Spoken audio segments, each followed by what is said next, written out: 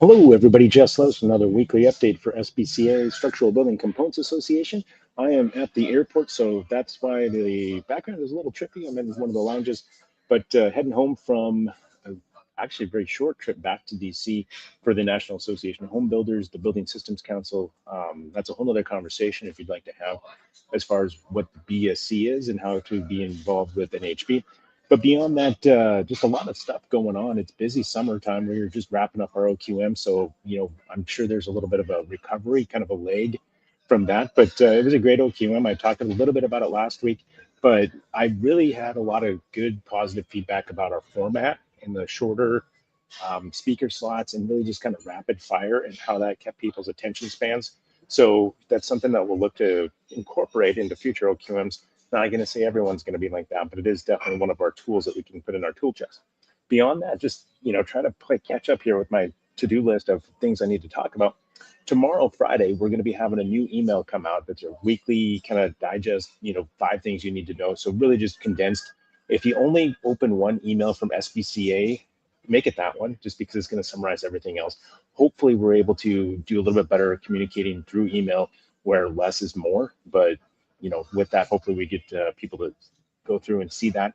So beyond that, innovation grant, the application deadline is coming up on Monday. We've got a few, several applicants already. So that's one that looking forward to seeing those come in and see what we have for our judges, our panelists to decide on who's going to be awarded the spot at BCMC or spots. Beyond that, industry awards. So those are our Hall of Fame, SBC Industry Leadership Award, as well as the Dwight Heichel Humanitarian Award, as well as the Dick Bowman Industry Enthusiast. Those are open right now. So if you'd like to nominate, look in our email that we'll be sending tomorrow. Also, Industry News this week had it in there as well. But looking for people to be nominated. So hopefully we're able to do that. The other thing we're doing too is we're changing up our podcast format. Before it was kind of hit or miss or intermittent. Sean was leading a lot of those. Molly has her lumber podcast. We're kind of converting that all into one to where we'll have a weekly session, not just led by one or two people, but we're actually expanding that. So Sean's going to keep doing what he's doing. Molly's going to do what she does on the lumber side, but we're also going to allow Ashley and Abby to kind of expand it as well.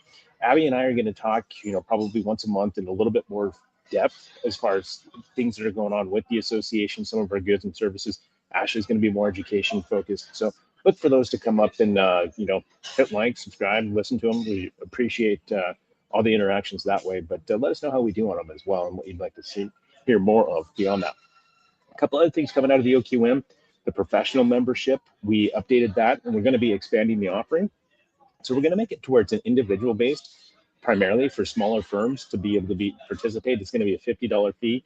Now, if you're a larger firm and you've got 12, 15, however many employees, you can have a flat fee of just $500. We won't do for each employee that wants to participate, but it's one of those to where we're trying to structure it to allow people to belong and to be a little bit more engaged with SBCA, especially on that specifier, the architect, the engineer, maybe it's a code official, maybe there's also some other, plan designer that doesn't have a professional degree as far as architecture, but they're still drawing plans. That's who it's intended for. And we're trying to really provide some education and a networking opportunity and just an opportunity, for them to learn more about components and making it easier to specify components, because who doesn't want that?